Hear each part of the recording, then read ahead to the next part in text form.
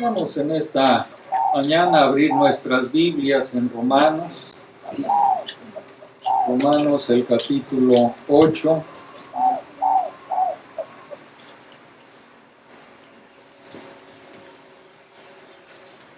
Romanos, el capítulo 8.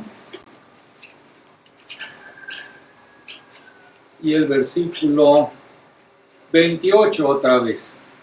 Romanos 8, 28. La palabra de Dios dice: y sabemos que a los que aman a Dios, todas las cosas les ayudan a bien. Esto es, a los que conforme a su propósito son llamados. Porque a los que antes conoció, también los predestinó para que fuesen hechos conformes a la imagen de su Hijo, para que Él sea el primogénito entre muchos hermanos. Y a los que predestinó, a estos también llamó. Y a los que llamó, a estos también justificó. Y a los que justificó, a estos también glorificó. El domingo pasado estábamos viendo por qué todas las cosas nos ayudan a bien. Y aquí el versículo 29 nos dice el por qué. Porque a los que antes conoció, también los predestinó para que fuesen hechos conformes a la imagen de su Hijo. Ahora, el tema de esta mañana es por qué es nuestra salvación segura. Porque a los que antes conoció, también los predestinó para que fuesen hechos conformes a la imagen de su Hijo. Y hermanos, a lo largo de la historia, la controversia se ha desatado sobre la cuestión de si los cristianos pueden perder su salvación. Si todos los textos de la Biblia estuvieran claramente de un lado o del otro, no habría controversia. Pero hay textos que parecen apoyar cada lado. No podemos lidiar con todos estos textos difíciles en este mensaje, pero cuando lleguen a cualquier pasaje difícil de las Escrituras, aquí hay algunas pautas. Interpreten el texto más difícil a la luz de textos más claros. Consideren cada texto en su contexto y a la luz del propósito y del flujo del pensamiento del autor. E interpreten textos individuales a la luz de la enseñanza general de las Escrituras sobre ese tema, comparando Escritura con Escritura. Cuando se trata de la seguridad de nuestra salvación, creo que los pasajes claros, inequívocos de la Escritura afirman con certeza que si Dios nos ha salvado, nos va a guardar por toda la eternidad. Nuestra salvación es del Señor, de principio a fin, y por lo tanto, nuestra salvación no puede fallar. Nuestra salvación es segura porque Dios la originó. Él la efectuó y Él la completará. Estos versículos revelan nuestro pasado, nuestro presente y nuestro futuro. Antes de la fundación del mundo, Dios planeó nuestra salvación. Dice aquí que nos conoció de antemano y nos predestinó para ser adoptados hijos suyos por medio de Jesucristo. Y como resultado de estas decisiones soberanas, en algún momento de nuestras vidas, Dios eficazmente nos llamó y nos justificó. De modo que ahora Él está obrando para conformarnos a la imagen de su Hijo. Y en el futuro seremos glorificados, plenamente conformados a la imagen de nuestro Salvador Jesucristo, quien será preeminente en todo y sobre todo. Pero yo quiero que ustedes vean que todo el proceso viene de Dios y es sostenido por Dios.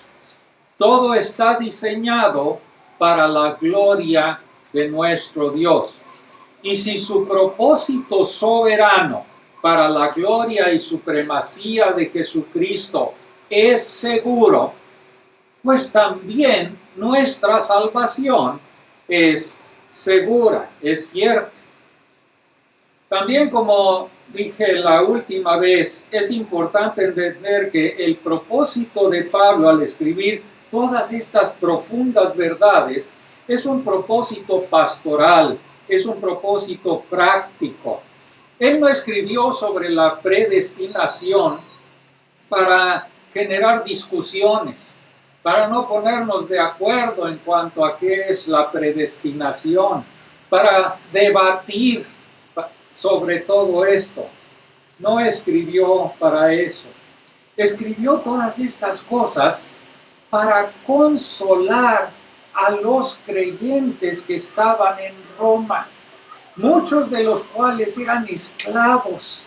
Y Pablo estaba escribiendo a esas personas.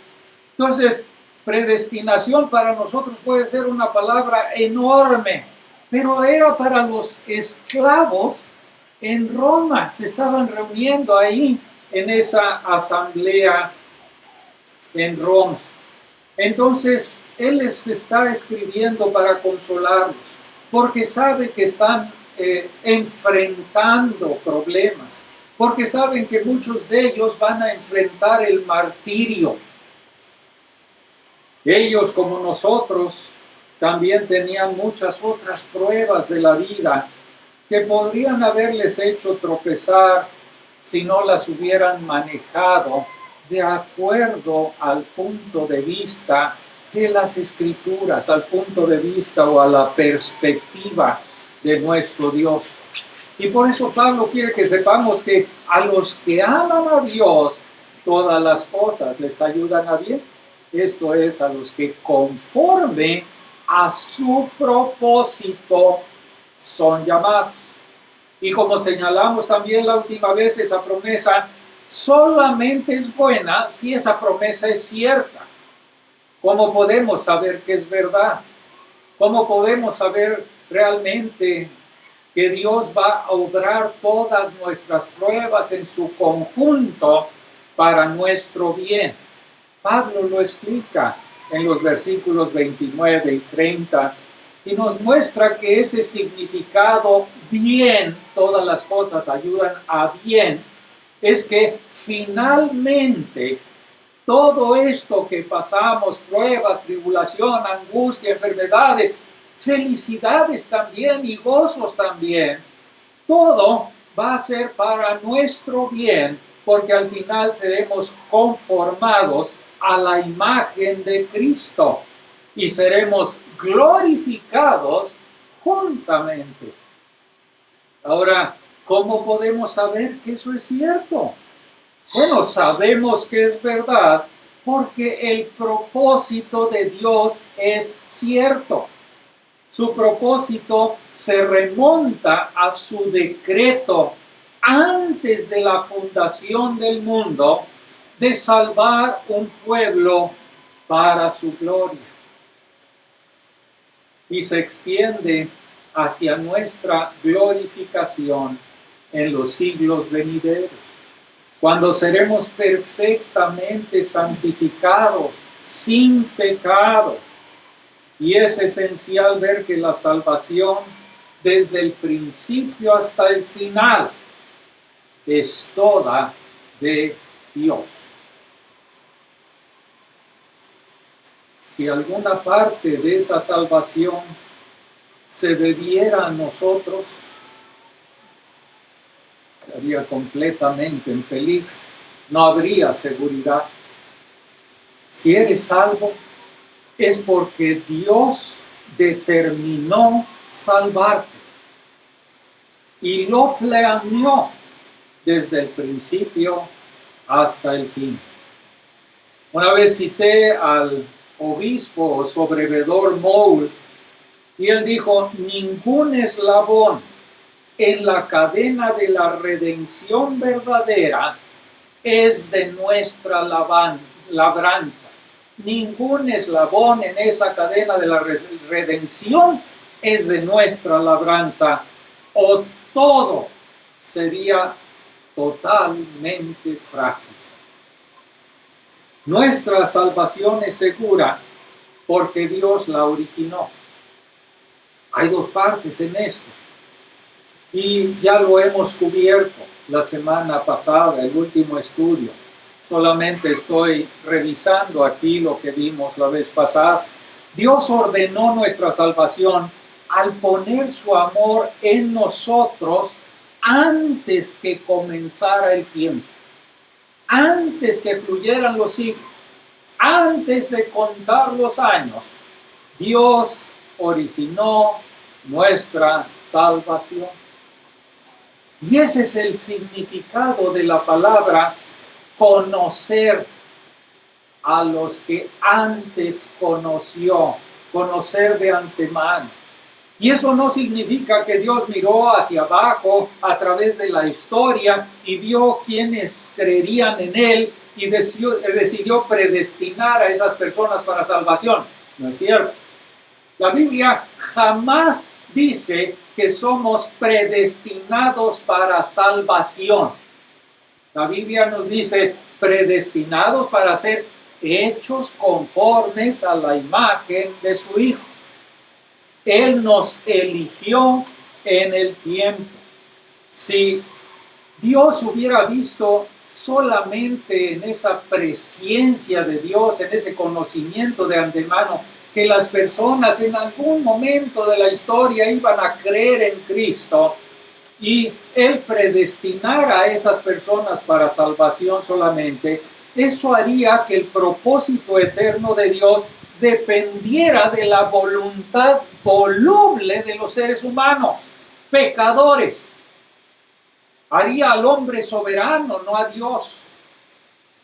Va en contra de las muchas escrituras que muestran que fue la iniciativa de Dios. Y que fuera de esa iniciativa de Dios, la Biblia nos dice, nadie busca a Dios. Nadie lo busca. Es iniciativa de Dios el buscarnos. Y si eso fuera así también, los pecadores pues tendrían una razón para jactarse de su salvación. Va en contra del significado de la palabra de conocer de antemano, donde significa que Dios escogió poner su amor en algunos para entrar en comunión con Él. Romanos 8, 29 y 30, ahí dice que Dios es el sujeto de todos estos verbos. Dios conoció, Dios predestinó, Dios llamó, Dios justificó, Dios glorificó. Él está tomando la acción, y la acción de su presencia no es solamente que Él supiera de antemano quiénes iban a creer, porque Él lo sabe, lo sabía desde antes de la fundación del mundo, y lo que iba a hacer la gente, y si iba a creer y no iba a creer. En ese sentido, Él conoce a todos de antemano. Lo que es esto es que Dios eligió poner su amor en algunos y los predestinó para ser hechos conformes a la imagen de su Hijo. Entonces, el punto aquí es que al decir que Dios nos conoció de antemano, es que Él originó nuestra salvación al elegir poner su amor en nosotros antes de la fundación del mundo. Pero Dios también originó nuestra salvación al predestinarnos a ser hechos conformes a la imagen de su Hijo. Entonces, la predestinación, fíjense muy bien, es el propósito y el plan de Dios para gobernar su universo completo como Él determinó gobernar. Predestinación casi es decir, Él es Él. Dejen que Dios sea Dios. Él determinó de antemano su propósito y su plan desde antes de la fundación del mundo. Nuestra salvación es parte del plan de Dios para glorificarse a sí mismo a través de su Hijo Jesucristo, quien tendrá el primer lugar en todo. Como escribe Pablo en Efesios capítulo 1, versículo 11, en él asimismo tuvimos herencia, habiendo sido predestinados conforme al propósito del que hace todas las cosas según el designio de su voluntad. Él hace todas las cosas según el designio de su voluntad.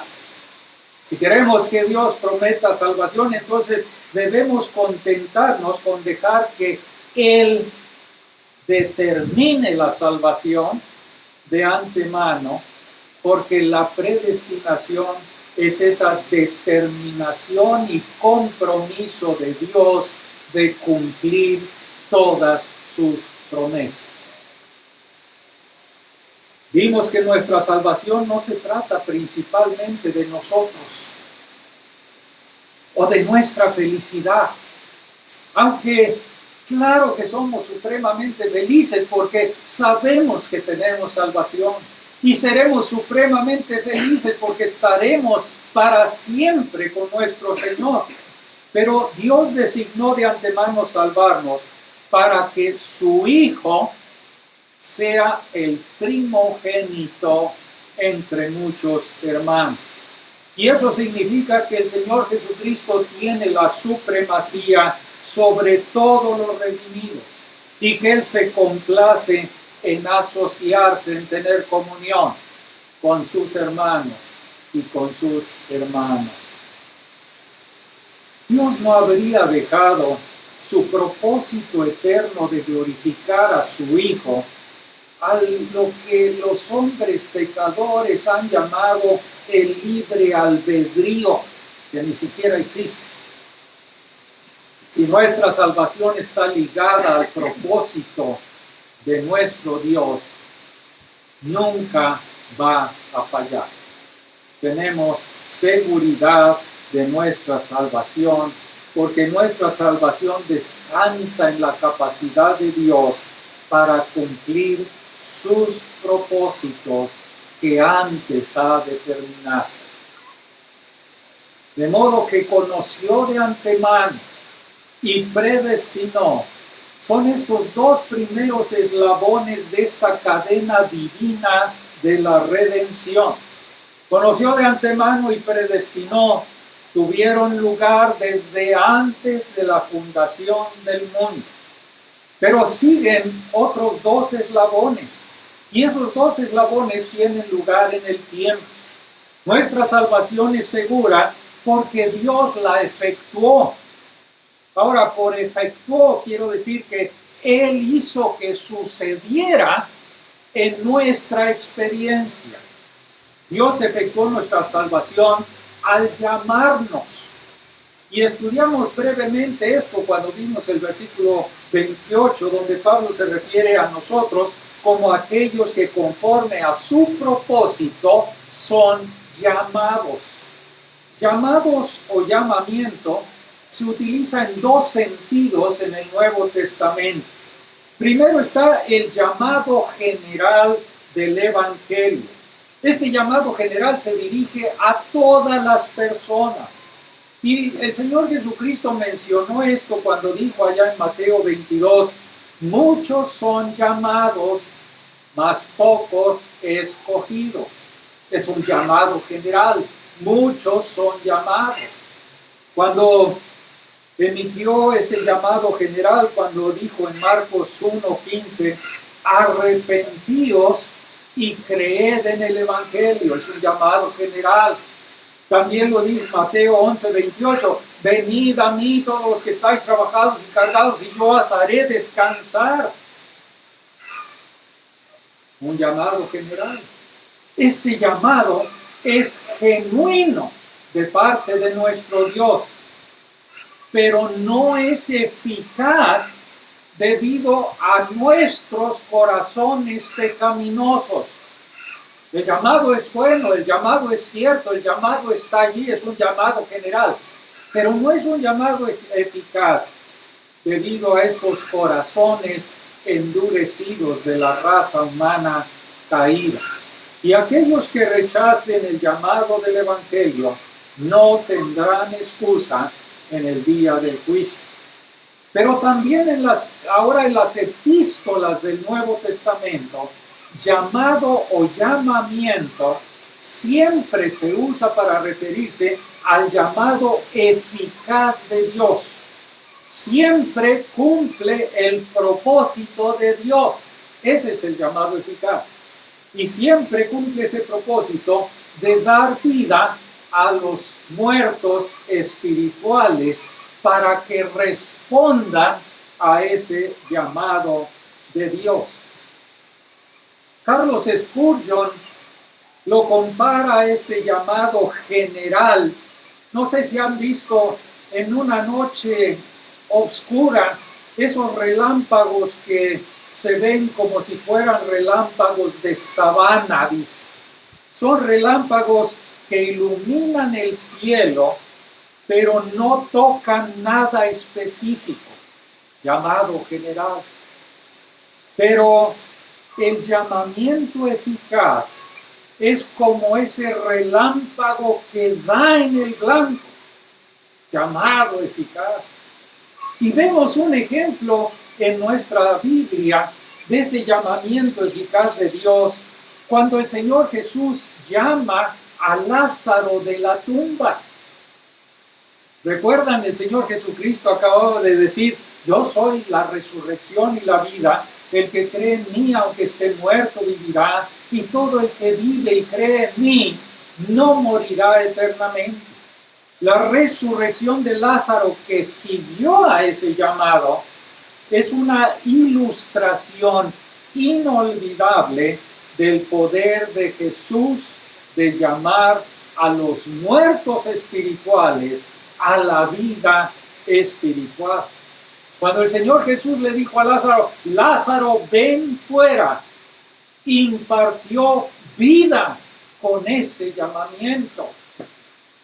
De modo que Lázaro respondió. La palabra de Dios es poderosa para crear nueva vida. Y Pablo se refiere a la misma verdad allá en 2 Corintios, en capítulo 4, versículo 4, cuando dice que Satanás, el Dios de este mundo, ha cegado el entendimiento de los incrédulos para que no les resplandezca la luz del Evangelio de la gloria de Cristo, el cual es la imagen de Dios. Entonces, ¿cómo pueden ver esas personas que están espiritualmente ciegas? Lo sigue diciendo ahí en 2 Corintios capítulo 4, versículo 6. Porque Dios, que mandó que de las tinieblas resplandeciese la luz, es el que resplandeció en nuestros corazones para iluminación del conocimiento de la gloria de Dios en la faz de Jesucristo. La palabra de Dios imparte poderosamente luz y vida a los que Él llama para salvación. Su llamamiento eficaz no puede fallar. no puede ser frustrado por nuestras voluntades caídas, por nuestras voluntades pecaminosas.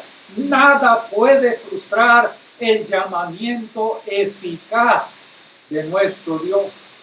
Como dijo nuestro Señor Jesús, todo lo que el Padre me da, vendrá a mí.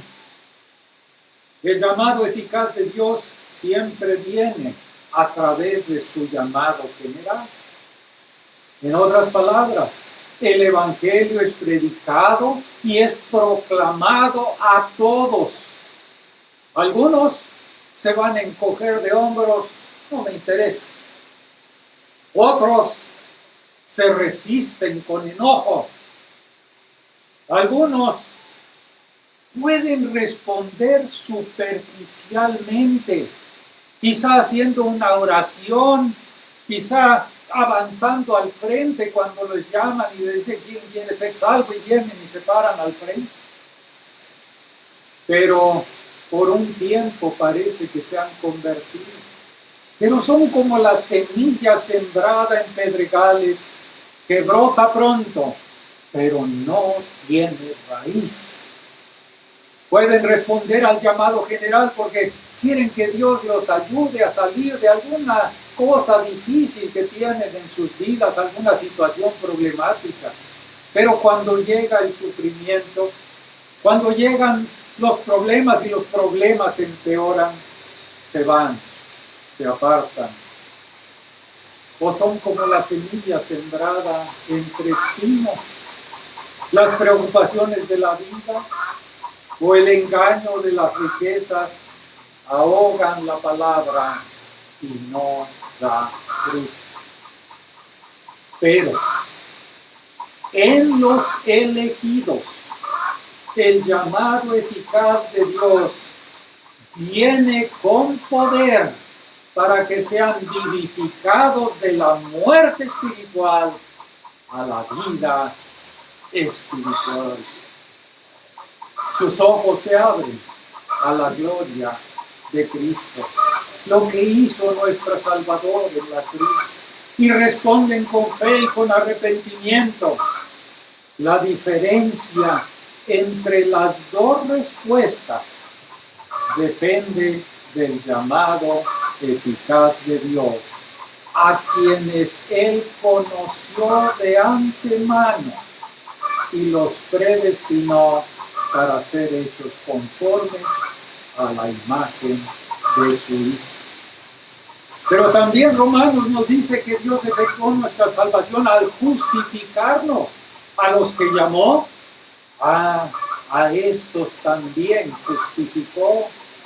Y esto lo estudiamos en Romanos, el capítulo 3, el capítulo 4, por lo que no vamos a darle mucho tiempo, pero allí vimos que somos justificados solamente por la gracia de Dios, solamente por la fe y solo en Cristo. Justificar. Justificar quiere decir declarar justo. Y esto basado en que Cristo pagó la pena que nosotros merecíamos. Dios declara justos a aquellos que creen y confían plenamente en el Señor Jesucristo.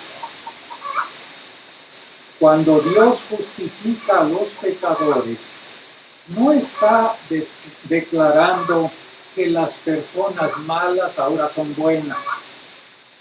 O no está diciendo que no son pecadores después de todo. Él está declarando legalmente justos,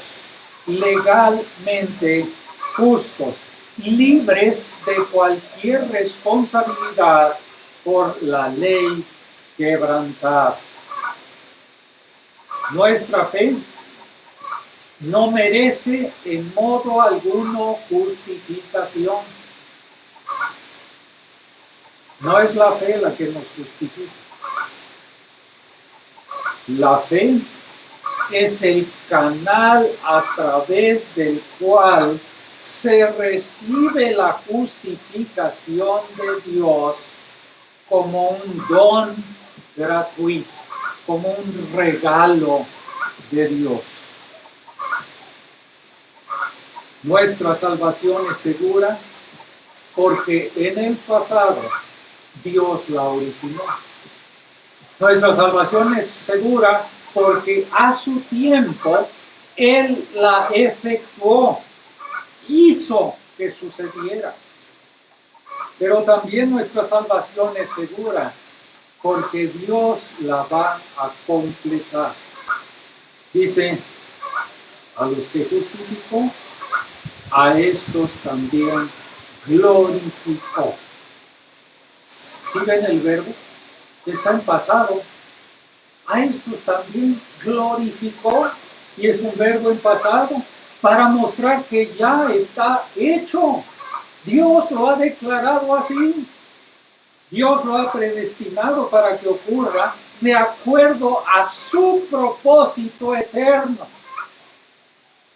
Romanos 5:2, Pablo nos dice, nos gloriamos en la esperanza de la gloria de Dios. Y el mismo enfoque se revela en el versículo 18 del capítulo 8. Pues tengo por cierto que las aflicciones del tiempo presente no son comparables ¿con qué? Con la gloria venidera que en nosotros ha de manifestarse. Lo dice con seguridad, que en nosotros ha de manifestarse. Consideren dos aspectos, hermanos. Dios completará nuestra salvación al glorificarnos. Ser glorificados significa que seremos completamente conformados a la imagen de Cristo, libres de todo pecado, positivamente como Cristo en su carácter santo. Ahora, no nos convierte en dioses, como algunos falsos maestros proclaman, pero moralmente seremos como nuestro Salvador, sin pecado. ¿Cuándo tiene lugar esta glorificación? Bueno, hay un sentido que es bíblico, en el cual esta glorificación comienza en la salvación, cuando comenzamos a ser transformados a la imagen del Hijo de Dios, de gloria en gloria, como dice 2 Corintios 3. Pero nunca seremos completamente santificados en esta vida. Hay otro sentido en que seremos glorificados cuando muramos, cuando nuestro espíritu esté en la presencia del Señor. En ese momento seremos libres de pecado. Pero el pleno sentido de nuestra glorificación no ocurrirá hasta que Jesucristo regrese y nuestros cuerpos sean resucitados.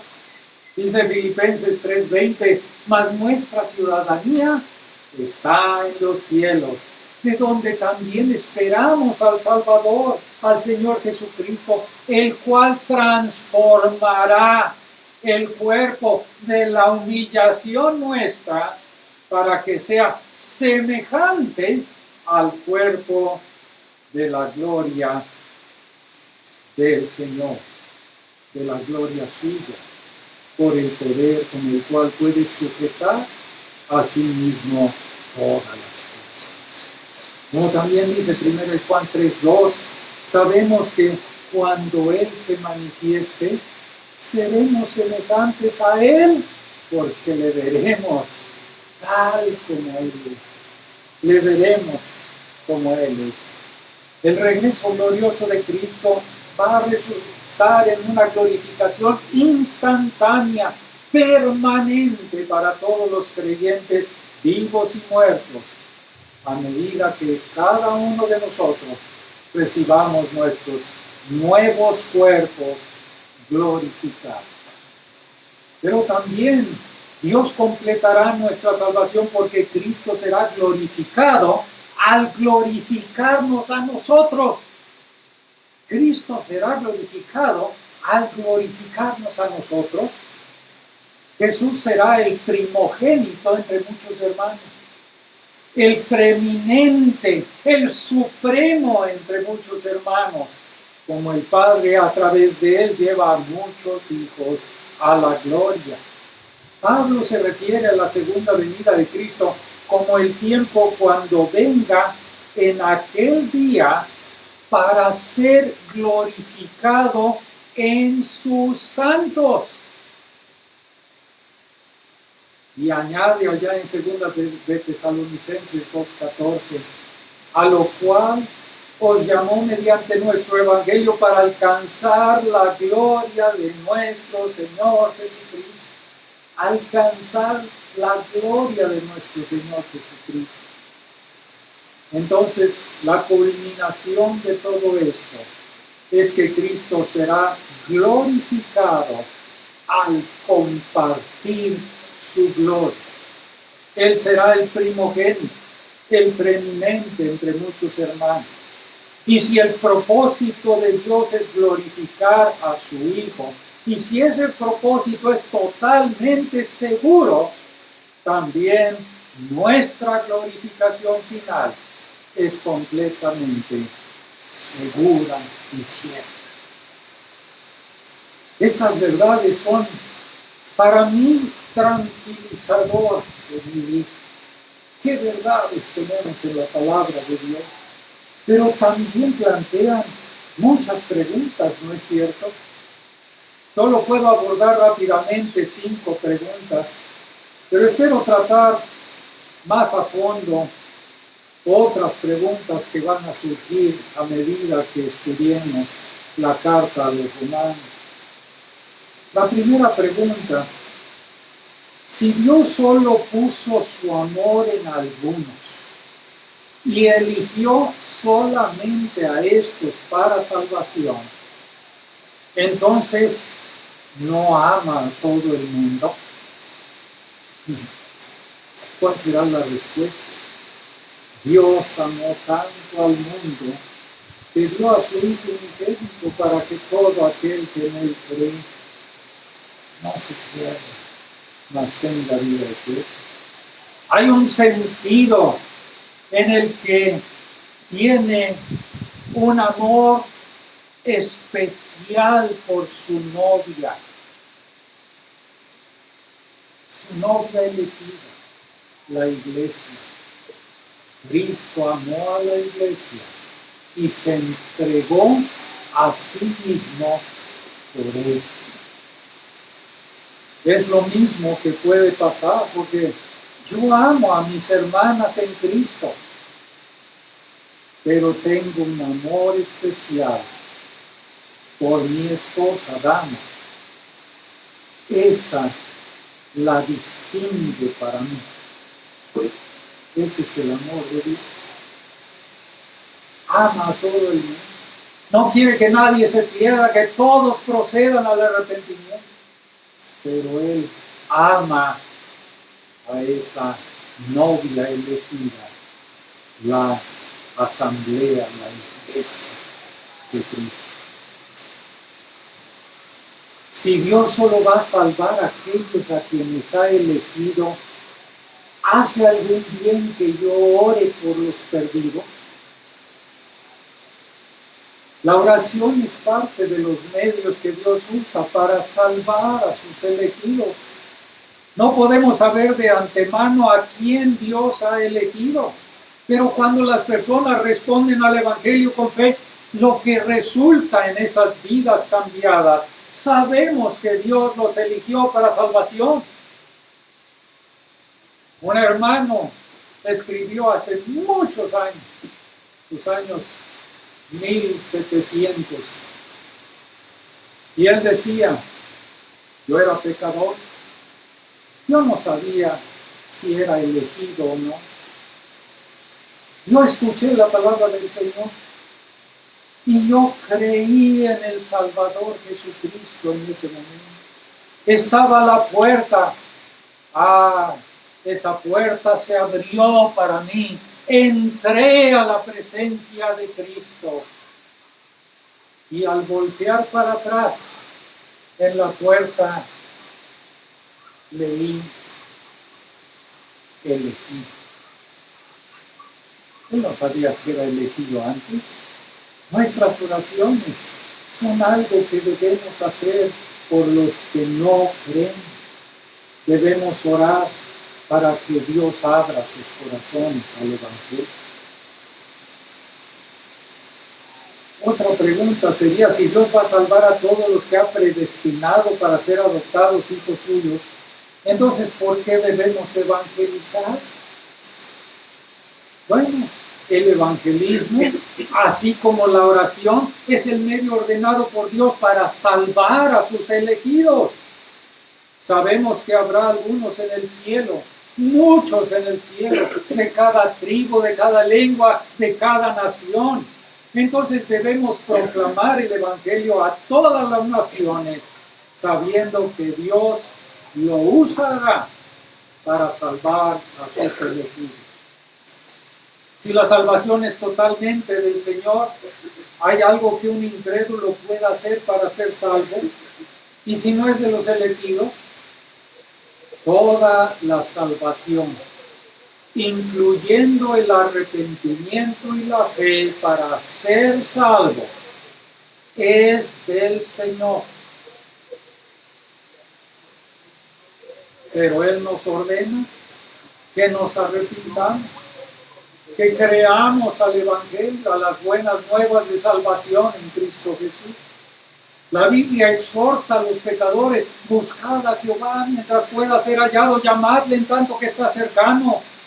Deje el impío su camino y el hombre inicuo sus pensamientos, y vuélvase a Jehová, el cual tendrá de él misericordia, y al Dios nuestro, el cual será amplio en perdonar.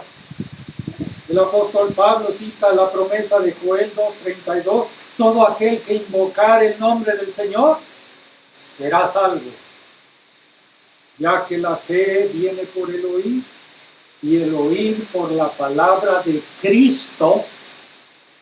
Así debe de decir nuestro versículo: la fe viene por el oír, y el oír por la palabra de Cristo.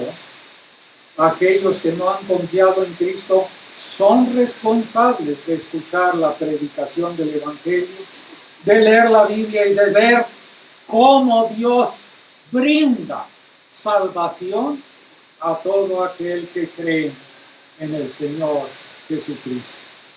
Pero hay un misterio grande aquí. Los pecadores no pueden y no quieren buscar a Dios. Nadie busca a Dios, dice la palabra, a menos de que Dios los atraiga primero a Cristo. Al mismo tiempo, ellos son responsables de arrepentirse y de creer en Cristo. No pueden culpar a Dios. Si nuestra salvación es totalmente segura, ¿no nos va eso a conducir a una vida relajada, a una vida descuidada? Bueno, los críticos de Pablo lo acusaron de esto, pero la verdad es que cuando comprendemos la gracia de Dios, nos motiva a conocerlo más y más. Cuando comprendemos la gracia de Dios, nos motiva a crecer más y más en santidad. Cuando comprendemos la gracia de Dios, nos motiva a servir a Dios con más fervor.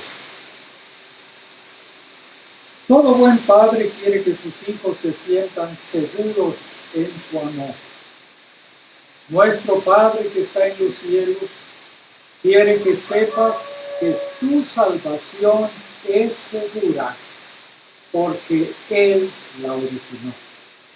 Quieres que sepas que tu salvación es segura porque Él la efectuó, llamándote a la salvación y justificándote cuando Él te llevó a la fe en el Señor Jesucristo. Porque la fe también es un regalo de Dios. Y Él completará esa salvación cuando Cristo regrese y seas eternamente glorificado juntamente con Él.